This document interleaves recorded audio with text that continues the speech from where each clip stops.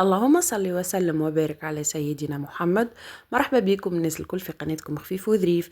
اليوم رجعت لكم ان شاء الله بوصفة اليويو الزمني اللي يحب الحجم الكبير كما كانوا قبل يبيعوه في المحلات. نبداو بسم الله. اول حاجة نبداو بها في وصفتنا نبداو بالشحور ولا العسل اللي باش نشحروا به اليويو. خذيت كسرونه حطيت فيها 350 مليلتر ماء، زدت عليها 500 غرام سكر عادي حبيبات و30 مليلتر عصير قارص ولا عصير نصف قارصة. نحركهم شوية ونحطهم على النار، وقبل ما نحطوه على النار نمسحوا ايدينا بشوية ماء او نبلوا ايدينا بشويه ماء ونمسحوا الجناب نتاع الكسرونه قبل ما نحطوها على النار. نتعداو لليويو. خذيت المعون اللي باش نخدم فيه، نحطوا 3 بيضات بدرجه حراره المطبخ، يعني نكونوا خرجناهم من قبل من الفريجيدير. نضيفوا عليهم رشه ملح، 100 غرام سكر.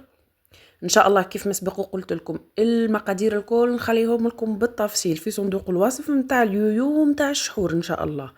هنا حطيت 3 كعبات عظم، 100 غرام سكر، رشه ملح. تويكا باش نخلطهم عادي بالركاضه العاديه بيديا، مانيش مش نستعمل حتى ماكينه باش نذوب السكر. وباقي المكونات اللي باش نضيفهم الكلهم بال100 غرام الا الفارينه اكيد. نذوبوا السكر. هنا نضيفوا 100 مليلتر زيت نباتي. كيف نخلطوا شويه باش نذوبوا السكر. هنا الغايه الكل ما حشناش لا باش نطلعوا العظم ولا باش نفتحوا المكونات نتاعنا، حاجتنا باش نذوبوا السكر. نكملوا نخلطوا هكاكا. من بعد نضيفوا 100 مليلتر حليب، اما قبل ضفت تقريبا 2 مغارف نتاع اكل فاني سائله. اللي مش متوفر عنده تنجم تستعمل 2 باكوات سكر فاني ولا 3 ما يضرش. الغايه من هذا الكل ان نحيو ريحه العظم ونفوحوا اليويو نتاعنا. ضفت 100 مليلتر حليب. نكمل نخلط مليح المكونات مع بعضهم، وباش نزيدو نفوحوا اليويو نتاعنا نضيفوا 100 مليلتر ماء عطرشيه ولا ماء زهر. انا للامانه ضفت 100 مليلتر ماء زهر. نكمل نخلطهم مع باقي المكونات. وهنا عندي 750 غرام فرينه. انا مبدئيا وزنت 750 غرام، نجم نستعمل او نستحق اكثر ولا اقل. بالنسبه لي استعملتهم الكل.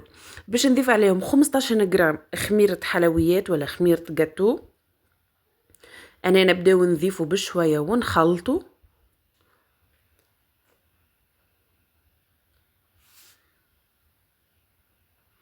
في المرحله هذه ضفت كميه الفرينه الكل، نخلطوها بشويه. وفي المرحله هذه ما نعجنوش. زاد حاجه اخرى زدتها على راس المغرفه الصغيره نتاع القهوه نضيفوا بيكربوناتو باش يعطينا هشاشه لليويو نتاعنا ويجينا هكايا هشوش ما هوش مكبد. تويكا كملت لميت العجينه نتاع اليويو. كيف ما قلت لكم ما نعجنوهاش، غير نلموها بصوابعنا بركه كيف البشكوتو بالضبط. ما نخليوهاش ترتاح برشا، نغطيوها قسما نلموا الحوسه ونحيو المعون اللي استعملناه ومن بعد نبداو نخدموا بها. هنا بديت ناخذ بالطرف بالعجينه حطيتها على طابي سيليكون، وكيف ما شفتوني رشه خفيفه نتاع فرينه. اللي مش متوفر عنده طابي سيليكون تنجموا تحلوها ما بين ورقتين نتاع بابي كويسون ولا حتى ساشي نظيفه تحلوها هكا على 2 وتخدموا به. كيف ما قلت لكم نرشوا رشه خفيفه فرينه، ما نكثروش الفرينه باش القوام نتاع العجينه نتاعنا ما يتبدلش والعجينه ما تشيحش. السمك من رقوهاش ياسر وما نخلوهاش خشينه، تقريبا 3 ملم نخليو السمك نتاع العجينه. بالنسبه لي اخترت القطعه هذه باش نقطع بها. كيف ما قلت لكم من الاول نحب نعملو يويو على الشكل الكبير. ماذا بينا نستغلوا اكثر مساحه نتاع العجينه باش تجينا اكثر كعبات هكاك نعملوهم بجنب بعضهم. وبالنسبه للثقب اللي باش نعملو في وسط كعبه اليويو استعملت الدوي نتاع الكريمه وطبعت به. هو اللي مش متوفر عنده عادي تنجموا والله حتى تعملوا بالخطا نتاع الدبوزه عادي. نكملوا الكل نطبعوهم بنفس الطريقه ونخليوهم يرتاحوا. بالنسبه للعجينه ولا الزوائد نتاع العجينه اللي لموها الكل مع بعضهم ونغطيوه ببلاستيك غذائي نخليوها ترتاح شويه ومن بعد نعاودوا نحلوه. انا حطيتهم على في بلاطو، فرشت عليه طابي سيليكون. تنجموا حتى تفرشوا عليه منديله عادي ما يقلقش. بالنسبه لهذم الكعبات الصغار مانيش باش نلمهم على العجينه، باش نخليهم نقليهم لبنتي صغيره تحبهم هكاكا من بعد تغطسهم في السكر وتاكلهم. انا مش نكمل نحل كمية العجينة اللي بقات لي، ما هيش العجينة اللي لميتها من الزوائد، هذيك غطيتها وخليتها ترتاح على جنب. يلزمنا نخليوها ترتاح على الاقل 5 دقائق باش نجمو نعاودو نستخدموه. كيف نكمل نطبع كعبة اليويو بنفس الطريقة كيف ما قلت لكم. اللي يحب يعمل اليويو متاعو حجم صغير يستعمل قطعة ما أصغر، ينجم يستعمل حتى كاس.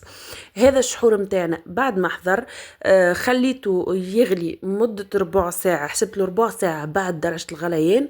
من بعد ضفت له 30 مليلتر ماء الزهر وخليته يغلي 5 دقائق أخرين، ومن بعد طفيت عليه. من بعد كملت طبعت كمية اليويو متاعي الكل. وهنا باش نبداو في مرحلة القليان يلزمنا زيت غزير، والزيت يعني يكون متوسط السخانة، ما هوش سخون برشا الزيت وما هوش بارد زاده. هكا نوسعوا بالنا نحطوا بالكمية الصغيرة، نبداو نرميو في الزيت فوق الكعبة باش تتنفخ، نعاونوها هكايا تتنفخ كعبة اليويو. من بعد ما نقليوهم نبداو نقلبوا فيهم بشوية بشوية كيف ما تشاهدوا في الفيديو، الصورة توضح نفسها. نوسعوا بالنا نقليوهم بشوية ونقلبوهم، نخليوه يحمر باش نضمنوا انه يطيب من داخل. كيف ما قلت لكم النار ما هيش قوية، زادة في المتوسط. من بعد ما نقليوهم نحطوهم في كاسكاس باش يستقطروا من الزيت الزايد. هنا باش نكمل نقلي كعبة اليويو بنفس الطريقة. بالنسبة لي المقلة تهز 4 كعبات كبار، لو كان جاء الحجم متاع اليويو أصغر تهز أكثر. نوسعوا بالنا نبداو نرميو الزيت على كعبات اليويو باش نخليوهم يطيبوا في حقهم. شوفوا ما شاء الله طايبة في حقها ومحمرة تشهي قبل حتى ما نعسلوها. انا كمل تقليد كمية اليويو متاعي الكل، ما حبيتش نطول عليكم الفيديو. بسم الله ما شاء الله هو هكا يشهي طيب في حقه، ما هو شارب الزيت، جاي خفيف هشوش. ان شاء الله تجربوا الوصفه كيف ما قلتها لكم من الاول للاخر وترحموا لي على والديا. تويكا باش نبداو نشحروا اليويو ولا نعسلوه. خذيت صحفه حطيت فيها كميه من اليويو، اكيد مازال سخون. بالنسبه للشحور دافي يعني ما هوش لا بارد ولا هو سخون. حطيته الكل فوق كميه اليويو باش نجي اليويو متاعنا شارب العسل متاعو من داخل. نخليه في العسل على اقل مدة 5 دقائق باش ديريكت كي نحطوه ونخرجوه. نوسعوا بالنا كيف باش تنجح معنا الوصفة يلزمنا توسيع البال وكل حاجة نعطيوها حقها. نخليوهم هكاكا يشربوا العسل متاعهم مدة 5 دقائق، وبعدك حتى هما نسقطروهم ونحطوهم في كاسكيس باش يهبط منهم العسل الزايد. كيف نبدا نحط بالكمية. انا من الاول حطيت كمية كبيرة الحقيقة. تويكا نبداو نحطوا بال4 ولا ب3 كعبات، نخليوهم يشربوا الشحور متاعهم وبعدكش نخرجوهم ونحطوهم في الكاسكاس. ما شاء الله شفتوها الكميه متاع الشحور هذه شحرت لي كميه اليويو الكل، جا الكل شارب الشحور متاعو من الكعبه الاولى للكعبه الاخرى وتبارك الله بقات لي كميه الشحور. هنا بعد ما كملته رشيت عليه رشه خفيفه متاع جلجلان، تنجموا تعملوا له فستق جوز الهند كيف ما وريتكم كميه الشحور اللي فضلت لي. وهذه وصفتنا كانت لليوم. ما بقى لي باش نقول لكم السلام عليكم ورحمه الله وبركاته.